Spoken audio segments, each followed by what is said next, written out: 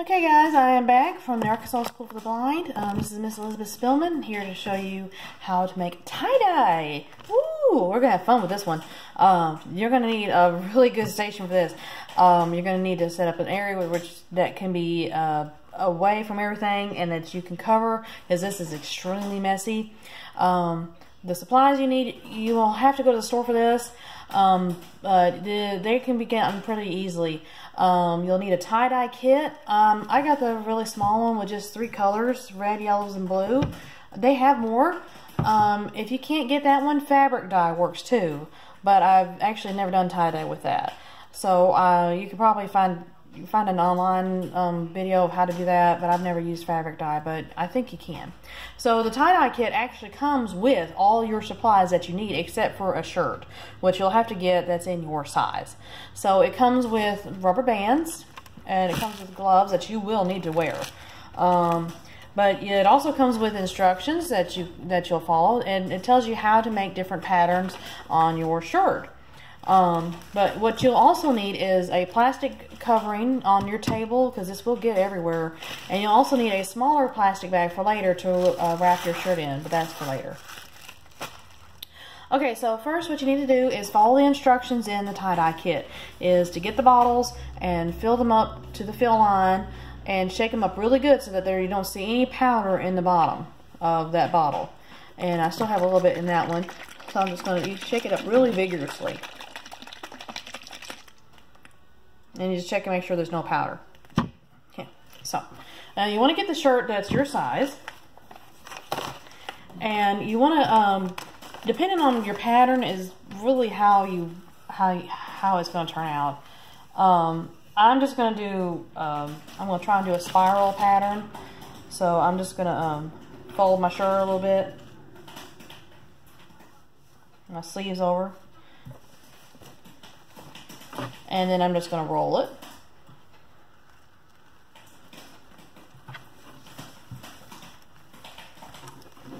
And then you'll twist it into a like a spiral circle.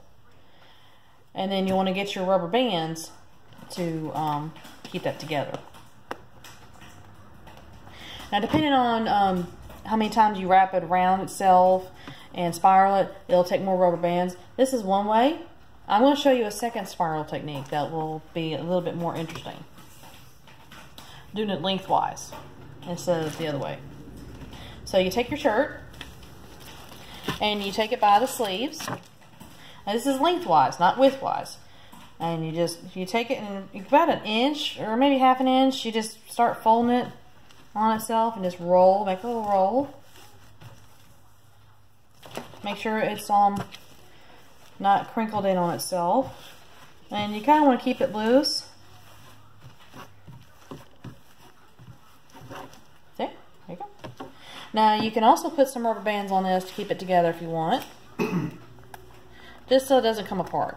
One on one end and one on the other. And you may have to double over the rubber bands to keep it together. Okay, so now I've got my really long thing.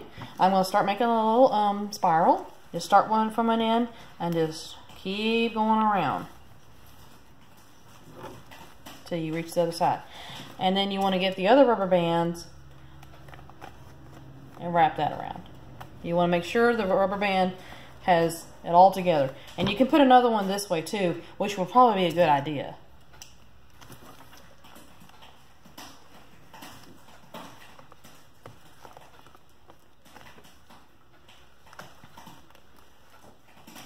Now these rubber bands will stay on until the next day, because according to the instructions, after I apply the tie-dye, this has to set inside a separate plastic bag, which I showed you earlier.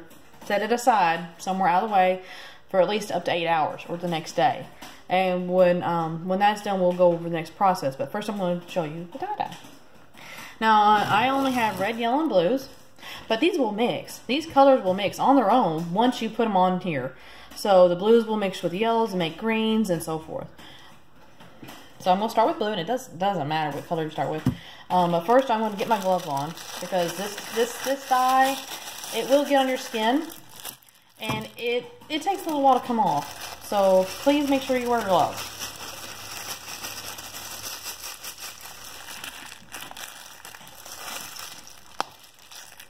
And if you have leftover dye left, you can make more. You can make more shirts. I could probably make at least up to 2 shirts with this much dye. But that's up to you. It depends on how much dye you use on your shirt. But you don't want to use the whole entire bottle on one shirt, because that will just look a mess. So I'm just going to squirt a little bit.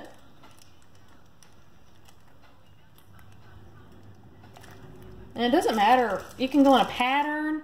You can just go all over the place. But you want to turn it over to get the other side. Okay. Now I'm going to get my yellow.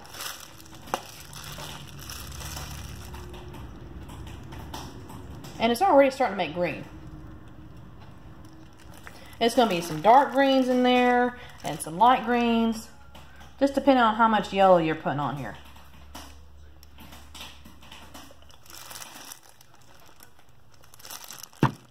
I'm going to get my red.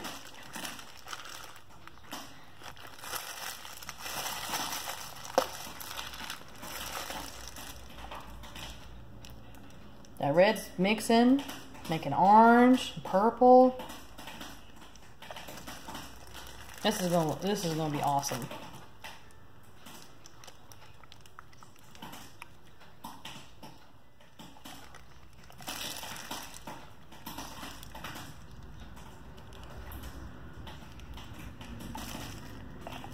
And there you go.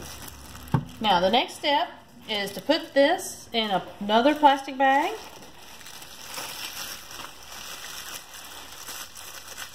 I need my fingers for this.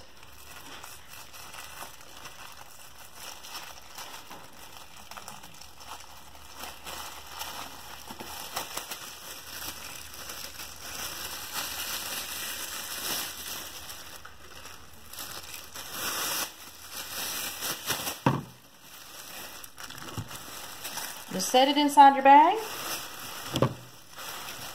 wrap it up really good, and set it aside. It's going to take at least a day. So we will come back to this another day, and we will go over the next steps.